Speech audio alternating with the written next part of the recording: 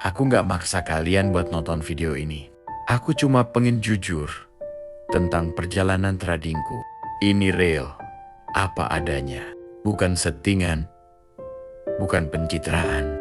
Karena setelah cerita pertama, ada lanjutannya. Dan di sini, aku mau cerita. Lanjutannya itu, semua berawal dari sisa saldo yang tersedia di rekeningku. Dan di situ aku tetap nekat. Trading lagi. Walaupun aku tahu itu uang yang terakhir. Dan dengan kondisi mentalku masih belum stabil. Tapi seakan-akan logikaku kalah sama egoku sendiri. Di situ aku maksa banget untuk trading lagi. Tapi setelah aku open posisi, saldo itu mulai floating minus di layar. Dan di situ aku mulai panik, mulai takut. Hingga pikiranku gak karuan. Tapi aku tetap yakin dan berharap. Akan tetapi harapanku hancur. Market gak peduli denganku, dengan sisa uangku dan harapanku. Dan di situ aku langsung cut loss dan diam sejenak. Sampai muncul pikiran untuk pindah ke akun Sen. Dan sempat mikir sejenak di situ karena di akun Sen resikonya nggak gede banget.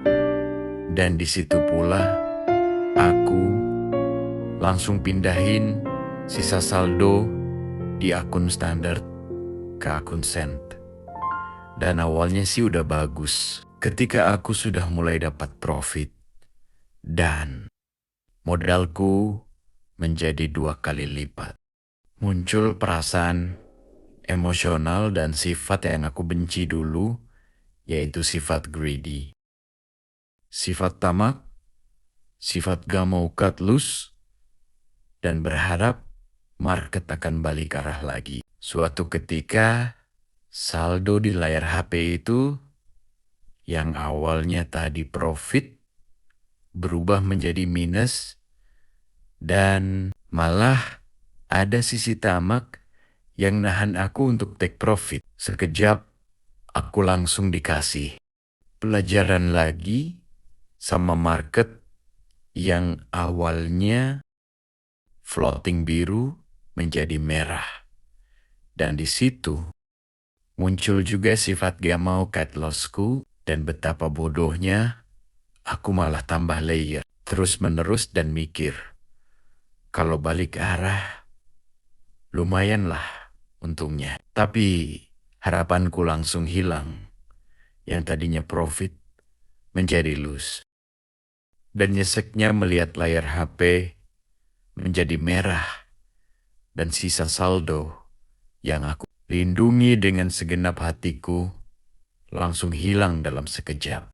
Dan di situ aku mulai murung, kesal, bingung, dan penuh penyesalan. Dan yang aku bisa lakukan hanya menatap layar handphone dengan tatapan kosong. Kepala pusing, hati nyesal, dan emosional naik turun.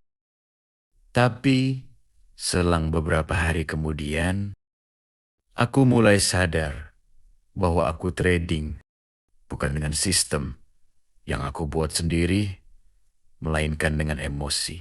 Dan di situ aku memutuskan untuk rehat dari trading dan mulihin mental serta nyembuhin psikologiku dulu. Untuk kalian yang lagi ngalamin hal yang sama dengan diriku, aku mau bilang satu hal, yaitu musuh sebenarnya dari trading bukanlah market dan bukanlah analisa yang kamu pelajari berbulan-bulan, bahkan bertahun-tahun. Musuh sebenarnya yaitu emosi dan dirimu sendiri. Dan pesan dari diriku untuk kalian, jangan terburu-buru untuk terjun trading lagi jika emosi dan mental kalian belum stabil. Karena jika fondasinya belum kuat, maka margin call lagi yang akan menghampiri kalian. Terima kasih untuk kalian yang sudah klik video ini dan nonton sampai habis. Cerita ini bukan aku buat untuk minta validasi kalian, ataupun hayalan, atau rekayasa semata. Ini real, apa yang aku alamin sekarang. Semoga dengan aku cerita begini, membuat kalian berpikir bahwa kalian tidak sendirian, karena masih ada banyak trader yang mengalami hal serupa. Untuk kalian, dariku, tetap semangat dan jangan menyerah untuk menaklukkan industri ini. Fokus pada diri kalian, taklukkan emosi dan diri kalian, karena nggak ada yang bisa memberi mobil, rumah, bahkan financial freedom kecuali industri ini. Dari diriku untuk kalian. Fokus aja, pelajari dulu.